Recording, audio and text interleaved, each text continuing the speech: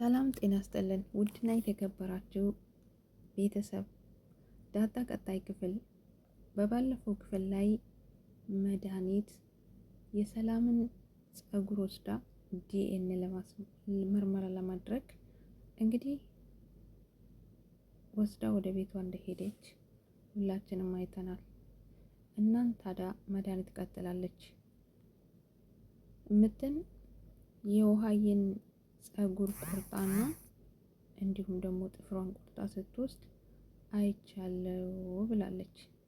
ያ ማለት ከደረጀ ቤተሰብ ወይም ከደረጀ ልጆች ከዳጣም ይሁን ከኤቢም ይሁን ከውሃ ወይንም ከደረጀ ራሱ እንግዲህ ናሙናውን ከወሰደች ዲኤን ማስመርመር እንደምትችል ታውቃለች ማለት ነው።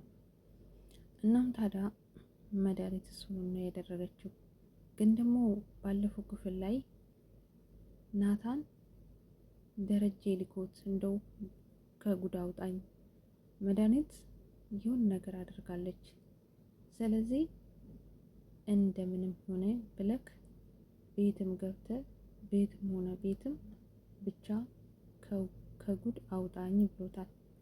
ታዲያ ናታንም በዚህ ተስማምቶ መድኃኒት ክፍሏ ውስጥ በነበረችበት ጊዜ ገብቷል። ከገባም በኋላ እንግዲህ እንቅልፍ የሚያስተኛት ይሁን ብቻ ናታን የሆነ ነገር አድርጓል። እናም ሌሊት ላይ መድኃኒት ከተኛች በኋላ ተመልሰው መጥቷል። ተመልሰው መጥቶም መድኃኒት እሱ በሩን ከፍቶ ሲገባ ናታን በሩን ከፍቶ ሲገባ መድኃኒት እንግዲህ ጭልጥ ያለ እንቅልፍ ተኝታለች። ናታንም እንግዲህ የሰጠዋት ሰርተዋል ማለት ነው በማለት ተናግሯል። ያ ማለት የሚያስተኛ መድኃኒት ነገር ሰጥተዋታል ይመስለኛል።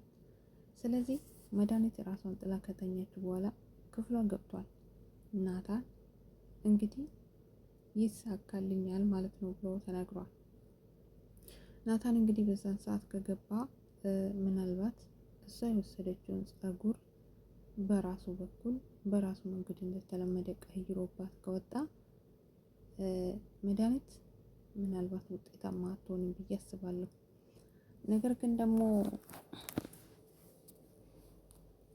መድኃኒት ሐኪም ቤት ተመላለሳ እንደውም ማርትዬን ሐኪም ቤት ልሄድ ነው እያለች ስታሳውቃት ምንድን ነው አንቺ ልጅ አረገሽ እንዴ እርጉዞች እንዴ እያለች ጠይቃት ነበር። ለምንድን ነው ሐኪም ቤት የምትመላለሽ? ትላንትናም ሐኪም ቤት ነው አልሽኝ፣ ዛሬም ደግሞ ሐኪም ቤት ነኝ ብለሽኛል። ምን እየሰራሽ ነው ብላ ጠይቃታለች። እሷም በቅርቡ ሰርፕራይዝ አረግሻለሁ ጠብቅኝ ብቻ ብላታለች። ምንድን ነው እሱ ብላታለች። አርግዘሽ ከሆነ ስትጠይቃትም እዚህ ሀገር ወንዶች ጎቦ ይፈልጋሉ ብላታለች። እና ማርታ አስቃኛለች የመለሰቻት መልስ። ለማንኛውም እንግዲህ ውጤቱን እዛ ስትመለስ ደረጀ ቢሮ ገብታ ደረጀንም ከፍ ዝቅ አድርጋ ልክ እንደ ውክያው እንደ ጓደኛዋ ስታናግሮ ነበር። ምክንያቱም የዳጣንም ናሙና እያስመረመረች እንደሆነ እንዲሁም ደግሞ የሰላም ልጅ የሱ እንደሆነ እንደተጠራጠረች በግልጽ በግልጽ ለደረጀ እየተናገረችው ነው። ደረጀም ደግሞ መድኃኒት እውነት ይመኘኝ እኔ ያሰብኩትን አድርገሽ ከሆነ በህይወት አትቆይም ብሏታል። እሷም እንግዲህ በህይወት ላለመኖሬ ምንም ነገር አልሰጋም፣ እህቴን ከአደጋ ማዳን ይጠበቅብኛል ብላለች። አንቺ ልጆችሽንም ወይንም ደግሞ የራስሽን ግዴታ ሳትወጪና አደራሽ ሳትወጪ የእህትሽን አደራ እንዴት ወይንም እኔ የእህትሽን እንዴት ልትጠብቂያት ይቻልሻል ብሏታል። እሷም ለእህቴ ያልሆንኩት ለእህቴ ያላሰብኩት ለማን አስባለሁ? ከዚህ ካለችበት ጉድማ እህቴ ሳላወጣት ብለዝታለች። ደረጀም እንግዲህ ያሰብኩን አድርገሽ ከሆነ ወዮልሽ ብሏታል። እሷ ግን ምንም አልመሰላትም። ምክንያቱም ነገርየውን ማውጣት ስለምትፈልግ እናማ ከተሰማ በኋላ ወይንም ደግሞ ዲኤንኤዋ ትክክል ከሆነ ማርታ አንብባ ትረዳለች ማለት ነው። እውነትም የእሱ ልጆች ናቸው ብላ ትቀበላለች። እንዲሁ ዝም ብሎ ከሆነ ግን ማርታ እስከ ዛሬ ድረስ ራሱ ትቀበላት ነበር። ማርታ እሷ ስትነግራት መዲ እንደዚህ ነው ዳጣ ለምን እዚህ ቤት እያለች ስትደነፋ ትቆጣት ትመልሳት ነበረ። እናም ታዲያ ዛሬ ደግሞ በዲኤንኤ ተገልጦ መርመራ መጥተው ይሄውና ተብላ ስትሰጥና ስታነብና እውነቱ ስታቅ ማርታም ይገጥማታል። ጉድ እኮ ነው። ግን ደግሞ ለቤተሰቦቿ፣ ለእህቷ፣ ለትዳራቸው ማሰብ ነበረባት። መዲ ለምን እንደቀናች በትዳራቸው መሀል። ምክንያቱም እንግዲህ የታወቀ ነው፣ እሱ ወልዷል፣ ትልቅ ልጅ አለች እና ሙሉ ቤተሰቦቼ የደረጀ ጉዳይ ምን ይመስላችኋል? ደረጀ በጭንቀት ሊሞት ነው። ሰላምዬም ወደ ቤት ልመጣ ነው፣ ዳጣዬ እማዬ አትይኝም ወይ? እማዬ ማለቱ እምቢ ብሎሻል እያለች በስልክ እያወራቻት አትመጭም ወይ እኔ ጋ? ናታንን እንዳትታዩ፣ ናታንን ጠበቅ አድርገሽ ያዥው ትላታለች ለዳጣ። ነገር ግን ኤቢ ናታንን እንደምትፈልግ ግልጽ ነው፣ ግን መጨረሻ ምን እንደሚሆን አታውቅም።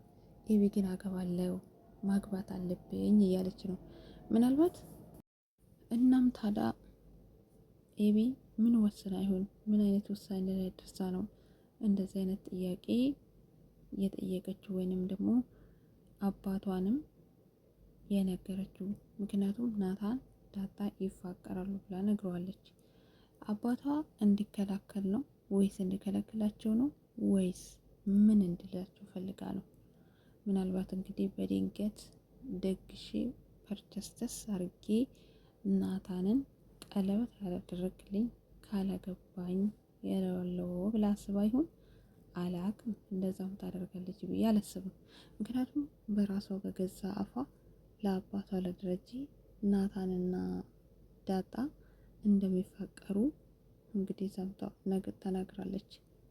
እና ጊዜያቸው ባይደርስ እድሜያቸው ባይደርስም አሁን አግብቶ ራሳቸውን መቻል ቢያቅታቸውም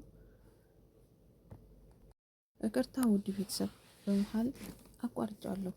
ለማንኛውም እንግዲህ ወደ ኋላ እንመለስና ሰላምዬ ወደ ቤት ብትመጣ ምን ይፈጠራል?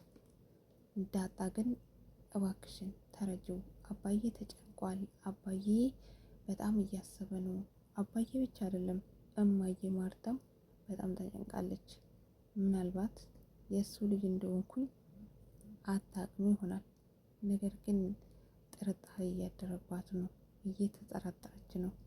ስለዚህ እማዬ ትጎዳለች፣ አንቺ ተመልሰሽ ወደዚህ ከመጣሽ ብላታለች።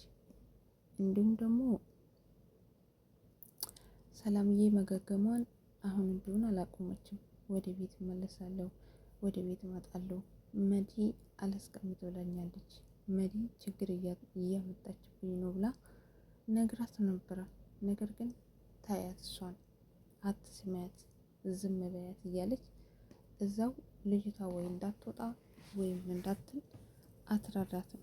ብላ ልጄን ይዤ እኔ ወደ ቤት እመለሳለሁ እያለች ትገኛለች ሰላም። እና ታዲያ ሰላም የምትለው ጉዳይ ትክክል ብላችሁ ታስባላችሁ? እውነት ልጇን እዛ መግባት አለበት ወይ? ምክንያቱም እዛ ከግፍ የሰራችባት ማርታለች። ግፍ ነው የተሰራባት። ምክንያቱም እዚህ ጋር ባሏን በጣም ነው የምታምነው። እንደገናም ደግሞ ሰላምን ከህይወቷ በላይ ነው የምትወዳት፣ በጣም ነው የምትወዳት። ምክንያቱም ልጆቼን አሳድጋልኛለች፣ ልጆቼን እዛ ያደርሳልኛለች።